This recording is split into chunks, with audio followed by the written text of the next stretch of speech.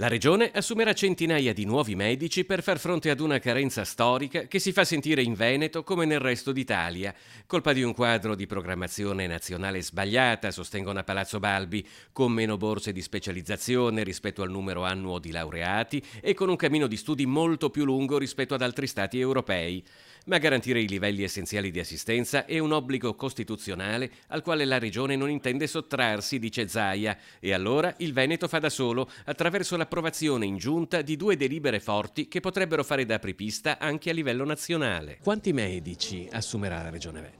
Sono 500 medici, 320 sono per il pronto soccorso, 180 per la medicina generale, quindi sono dedicati a medicina generale e geriatria, saranno neolaureati che avranno avuto ovviamente l'abilitazione e quindi un bando che prevede una fase di formazione, 92 ore di formazione teorica presso la nostra scuola di sanità e poi 2 mesi di tirocinio in corsia per un 38 ore alla settimana.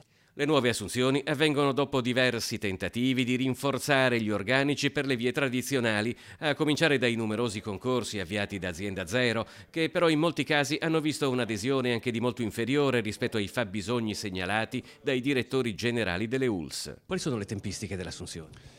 15 settembre per i 320 il primo bando, 15 ottobre da quello che abbiamo preventivato il secondo bando che è quello dei 180, quindi 15 settembre per i 320 di pronto soccorso, 15 ottobre per medicina generale e geriatria e dopodiché fatti i bandi, le selezioni si inizierà con la formazione di questi 500 medici.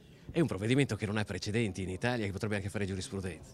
Come quello dell'autonomia, come quello delle Olimpiadi, come quello del patrimonio dell'umanità. Siamo qui per lavorare, non per fare robe che ci dicono di fare da Roma, perché sennò qui fallisce tutto, quindi bisogna andare avanti e fare cose innovative. Il Veneto dunque fa le prove generali di quell'autonomia che per ora rimane bloccata in Parlamento. Zaia ha confermato che continuerà a chiederla chiunque sieda a Palazzo Chigi. I medici saranno assunti a tempo indeterminato. L'operazione avrà un costo annuo di circa 25 milioni. I requisiti sono i ragazzi che hanno finito l'università e hanno l'abilitazione, non ci sono altri requisiti, non ci sono requisiti di residenza, non ci sono altri requisiti specifici, sono ragazzi appunto che hanno fatto un percorso di studio ben definito, che faranno un percorso formativo specifico, se è per il pronto soccorso è per il pronto soccorso, se invece per l'area internistica per l'area internistica, con anche una serie di attività pratiche e poi teoriche e con il tutoraggio e quindi saranno formati dalla scuola di fondazione di sanità.